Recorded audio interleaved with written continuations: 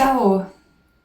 Tahtsin sulle rääkida veel sellest, kuidas ja miks me ikkagi teelega jõudsime selleni, et Hiiumaal korraldada retriit. Nimelt me ise mõlemad oleme kogenud läbipõlemist ja me otsustasime, et midagi on vaja teha selleks, et inimesi aidata sellest välja tuua. Ja kuigi see retriit tegelikult on kõikidele inimestele, et ta ei ole nüüd konkreetselt ainult läbipõlenud inimestele, siis ma tahtsin lihtsalt jagada seda algust, et kust see alguse sai.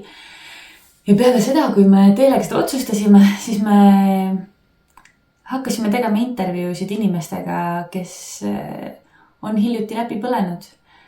Ja see oli väga huvitav, kuna inimesed, kes on läbi põlenud, on väga-väga erinevad selles, kuhu nad on jõudnud ja selles, kuidas nemad näevad tulevikku.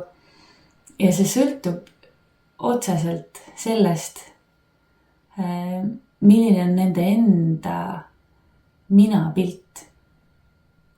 See sõltub siis sellest, et kes nemad arvavad, et nemad on.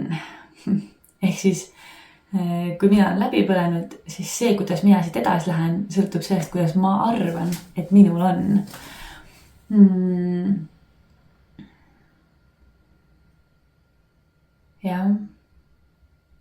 Ja kindlasti need lood ongi väga erinevad ja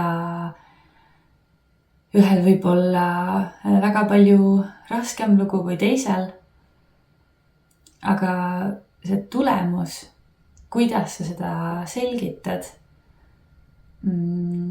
et see tulemus sõltub sellest, kuidas sa seda ise selgitad. Et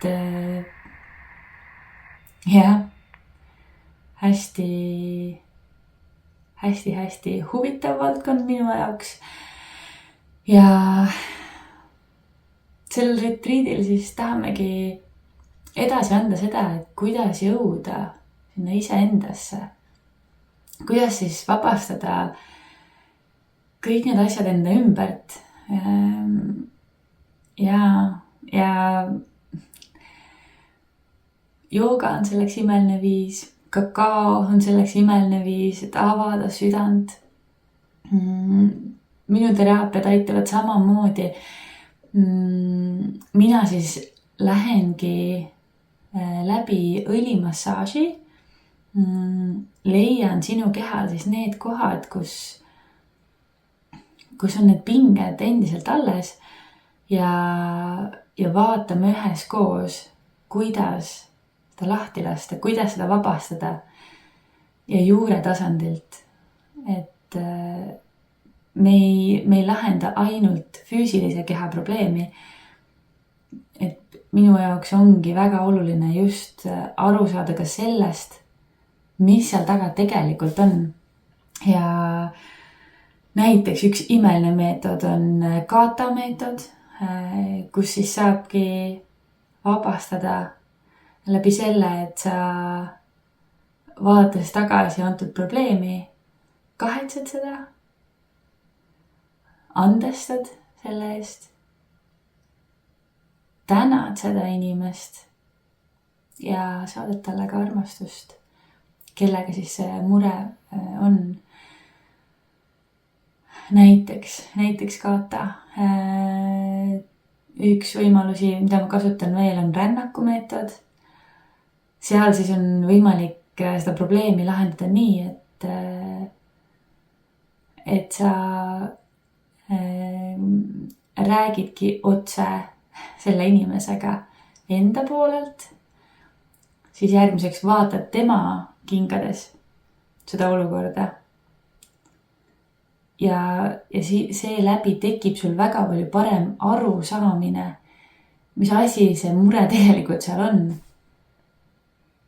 Ja nii tekib võimalus taaskord andestamiseks ja selle südame avamiseks ja selle armastuse avamiseks.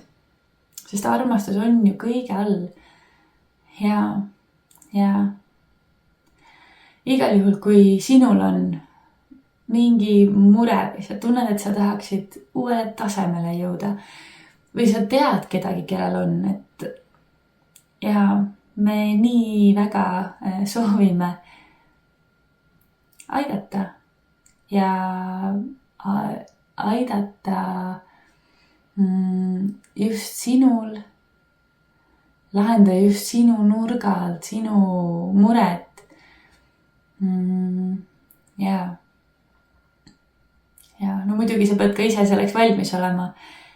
Ja see retreat on nagu selline raketimeetod, ma ütleks, et sa tuleks, sa võtad need 3 päeva iseendale ja lähed süvitsi ja lahendad.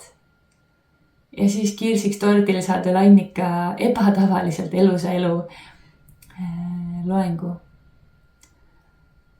Ja igal juhul ootan sind väga-väga. Piletihinnad on hetkel veel soodsad. Ja